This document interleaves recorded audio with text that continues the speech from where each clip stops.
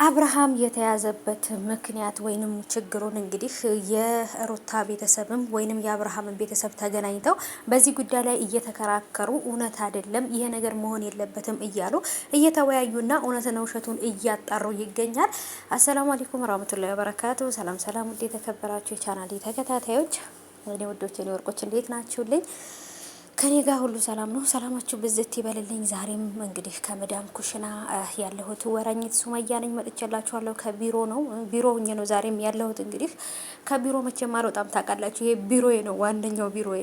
የደሞዜ መንስኤ እዚህ ጋር ነው፣ ቢሮ ውስጥ ነኝ ያለሁትና እና ወዶቼ እንግዲህ ዛሬም እንግዲህ በመዳም ኩሽና ቤት ውስጥ ሆኜ እንግዲህ ይዤላችሁ የመጣሁት ቪዲዮ ምንድን ነው እንደምታዩት ወይም እንደላጠፍኩላችሁ እንግዲህ አብርሃም በፖሊሶች ተይዟል። ይሄ ማለት የተላከለትን የጥሪ ወረቀት ንቆ በመተው ወደ ፖሊስ ጣቢያ ሄዶ ወይም የመጣለትን የጥሪ ወረቀትን ተቀብሎ አልሄድም በማለቱ ራሳቸው መተው ከቤት እንደወሰዱት ነው እንግዲህ መረጃ የደረሰንም። እነ እዩም እንግዲህ እየተናገሩ ያሉት የአብርሃምን ቤተ ጓደኞች ጠርተው ካለበት ነገር ይህንን ይቅርታ ከጠየቀ በስም ማጥፋቱ ወይንም ደግሞ ሩታ ባላደረገችው ነገር ባላጠፋችው ነገር ልጆቹ ባላጠፉት ነገር ማነው ስሙን ዳኒንም ወንድሙንም ኤፍሬምንም አሳስሯቸው ነበረ። ሩታም ደግሞ ልጅ ስላላት ነው እንጂ ሩታንም ለማሳሰር ነበር አላማው። ስለዚህ ይህም ነገር የሆነው እንግዲህ እንደምታውቁት በዚህ ምክንያት ነው። ስለዚህ ለምን ነገሩን ሳያጣራ የሰው ስም ያጠፋል? እስር ቤት እስከ መታሰር ድረስ ያደረሳቸው እሱ ነው።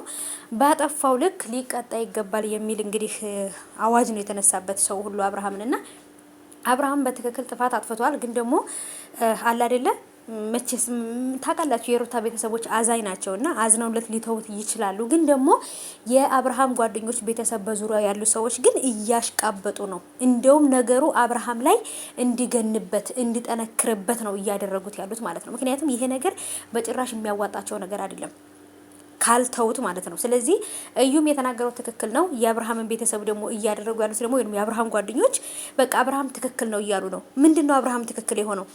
ልጆቹ ባላጠፉት ጥፋት ስማቸውን አጥፍቶ ሚዲያ ላይ ሁሉ እነሱ እንድናቸው ብሎ የልጁን እናት ሩታን እስር ቤት ለመክተት ማሰቡ ነው እንትኑ። ስለዚህ ከዚህ በኋላ በዚህ ቅጣት ካልተቀጣ ከዚህ በኋላም ሌላ ጥፋት ስለሚያጠፋ በዚህ ቢቀጣ ምንም ኖርማል ነው። ወንድ ልጅ ነው፣ ቢታሰር ይፈታል።